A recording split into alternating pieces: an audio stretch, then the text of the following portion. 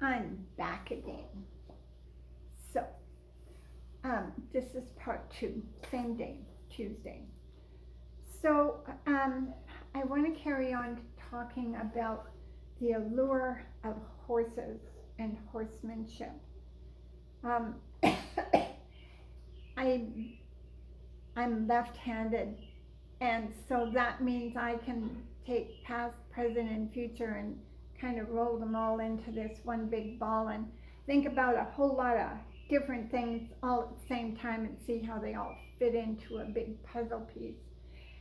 And I've been thinking about what direction and what I want to say and what I want to share with you. And it's quite complicated and convoluted. So I was thinking about myself. My grandparents, my mom's parents, were homesteaders in 1917, southeast of Calgary. And they arrived at their new homestead in a team and wagon. So, and it was quite a while before they got any motorized vehicles. So I was fortunate to be the granddaughter.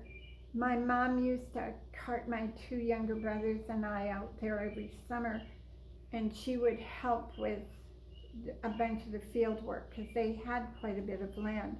And Grandpa Hart got very sick and wasn't able to really do any field work anymore. So as a little kid, I got to see the remaining pair of workhorses. They were used every day, and I got to be with the saddle horses. They had two, and they had a 15-acre pasture, and they would rotate them 2 weeks in the barn and 2 weeks in the pasture, and then turn them around. And that horse that was in the barn was always ready to go if there was an emergency with livestock, or if they needed to go down the road a piece to pick up the mail, or somebody got hurt or whatever. There was always a horse in the barn ready to go. So I spent a lot of time with those horses, whether they were in the field or in the barn, particularly in the barn, because Grandma was still milking quite a few head of cows, and twice a day her and Mom would go out and milk the cows, and of course I was there like a dirty shirt, and I always spent time in the stall with the horse, and at that time I could reach up to his elbow and groom him, and was the only time I was allowed to go in the stall with him because there was an adult in the barn. So anyway, I think about those days, and I think about the deep desire I had to be with those horses. And my mom was an excellent rider. My Grandma Hart was an amazing horsewoman and stockwoman. And so I've kind of come about it honestly, but then they had to sell because Grandpa had a number of strokes and heart attacks, and they just couldn't be out there anymore. And part of the reason they couldn't be out there is because my Grandpa Hart was a very austere, autocratic individual. He never was like that for me, but Mom told me stories about him when she was a kid growing up. And so there was the oldest brother. There was 3 brothers and my mom. So the oldest brother and the youngest brother didn't really get along very well with Grandpa. They didn't really want to be farmers/ranchers, and they didn't get along very well with each other either, because there was this sibling rivalry. And these were big guys. They were well over 6 feet, and they hadn't adjusted well to my grandfather's attitude. And so when Grandpa got sick, the oldest son came back to the farm and worked there for, I'm not sure, 3, 4, maybe 5 years. before he said, I can't handle the old man anymore. You know, every time I go to, you know, do something in that quarter section over there, he says, no, no, no, you gotta go do something in the quarter section over there. And they had 6 sections of land and 200 head of range cows. And so when your father, who is incapacitated, is telling you what to do every time you turn around, it gets to be a long story. And of course, the younger son, he didn't want to have anything to do with it at all. So they were forced to sell. And I often think how my life would have been so different if I could have grown up there with the cattle and the horses and just carried on with my passion. That didn't happen. So when we moved into the city, I was really heartbroken, and I couldn't give up the idea of horses. And as I grew up and had a career in music and did that whole thing, my love of horses was, the music was really a substitute. And then I got married, and that was a miserable situation. And when I was divorced and out of that, I said to my mom and grandmother, I said, I'm going to do this horse thing. I'd already had my first horse by then. And I said, I'm going to go to England and I'm going to study and become certified. And I said, you can either, you know, join me on this adventure or not, but I'm going to do it anyway. So they sold the houses in Edmonton and bought 40 acres east of Edmonton, and I was away for a year and a half and came home and went to work building my barn and my business. But when I was in England, I didn't learn anything about I'm going to say compassion. The horses were always treated very fairly and very correctly and very humanely, but there was no possibility, not because of lack of desire, but lack of knowledge. There was no opportunity to be, I'll say, warm and fuzzy with the horses. They were used to educate riders. They were trained to behave. And there's a couple of terms that Warwick Schiller uses. I'll see if I can just find them in my book here. They're important terms. Here we go. Learned helplessness and submissive obedience. Now, when you think about that, you can put that in a number of different contexts and places. You can think about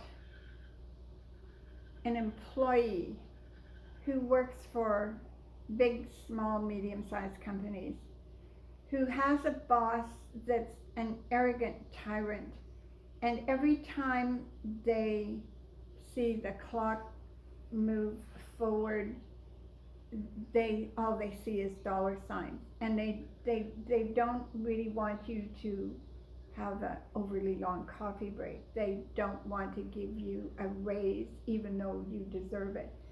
They would rather you didn't take 2 weeks holidays. They would rather you didn't do all kinds of things except work hard and produce and earn more money for them. And a lot of times people that have horses that have to work for their living have that attitude with their horses, which I can understand why that happens.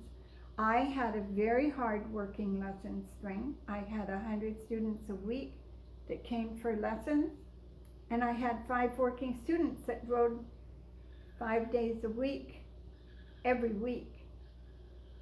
And my horses worked hard, but they were housed right along the top performance horses in the barn.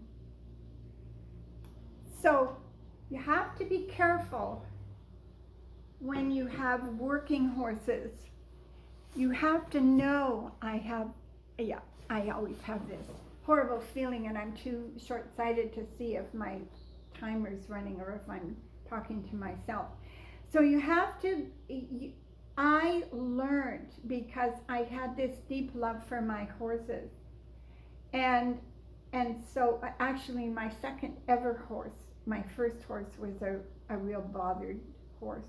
He was terribly badly handled and I had come close to being severely injured numerous times over the 4 or 5 years I owned him. But my second horse was a little Arab standard bred cross, and I encourage you, never cross standard breds with anything. Standard breds are gaited horses that are harness horses, and yes, they make fine riding horses, but don't cross them with walk trot horses. Anyway, this little mare was one of those horses that would, there was not a bad cell in her body. If she'd have been a desert Bedouin horse, she would have been in the tent sleeping beside her person every night. She was that kind of a horse. So I'd gone from this really crazy, badly damaged, big horse to this 14-2 little Arab sweetheart that was just the salt of the earth. And I loved her with an absolute devotion. So she, after I came home from England, she actually became part of my lesson string. And so when you have a horse like that that's in your lesson string, and you accumulate other horses along the way, they are very important to you, or they were to me. I mean, those horses, they paid all the bills. They bought the feed, they paid the hydro and the gas bill. And in those days, my hydro bill in the winter would be $1,500, and so would my natural gas bill, because my arena and barn were heated. So when you have horses that are working horses that are like that, those horses are treated like you would treat your valuable performance horses, because they are that valuable. They were all, each of them individually, $15 a lesson, were well over $150,000 earners in their lifetime. So over the time, and my mom was such a compassionate person, I learned how to blend working and training horses with this deep love and passion that I had for them. But being able to feel that is one thing. Being able to work with it and be a trainer and a competitive rider at the same time, that's a very different thing. And at one point I found myself being very compassionate to my horses when I was on the ground, grooming them, tacking them up, handling them, whatever. But my attitude towards them would change when I was on their back, asking them to be upper level performance horses in dressage and show jumping. And I didn't like that feeling. And so I said, what do I have to do myself personally to become more honest within myself? And that began my journey. And I started studying behavioral modification. Funnily enough, I had a student come, a husband and wife team, and she started hanging around the barn a little more on the weekends. And one day she saw me working with a horse that was in training, because I also had on average 10 horses in training 12 months of the year as well. And so she saw me doing something with a horse that had come in that was a little crossways with the world. And I was trying to get this horse to be more comfortable doing things for me. And this gal's name is Peggy McCallum. And Peggy looked at me and she said, "Do you know what you're doing here?"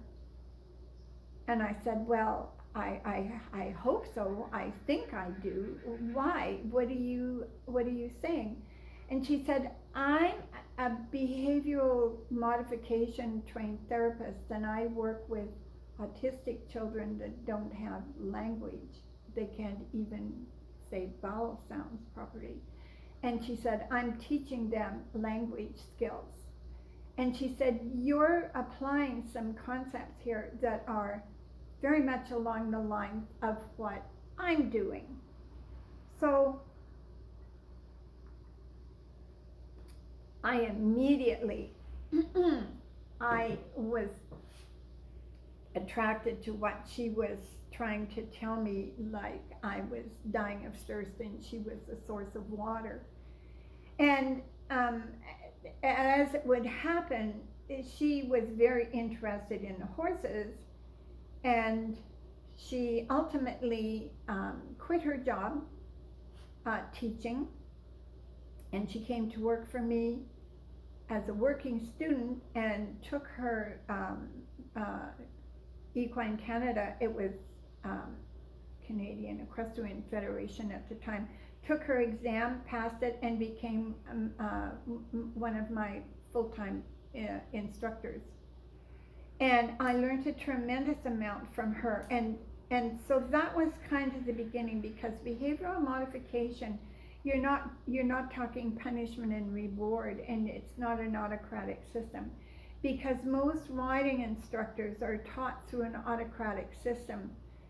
And as soon as you start learning about behavioral modification, you start to see things from the other individual's perspective, rather than that domination, autocratic control that we're so accustomed to learning. And so that was kind of the beginning of my development as a more well-rounded human being. And I haven't stopped. I'm still learning as much now as I ever when I was, hours and hours from before sunup to, I was on a horse and riding before 5 o'clock in the morning, and the barn shut down at 11 o'clock at night. So I was deeply involved. Anyway, so behavioral modification, but then things carry on from there, because that's kind of just the tip of the iceberg, and I'm going to stop this and restart it again. So let me just do that.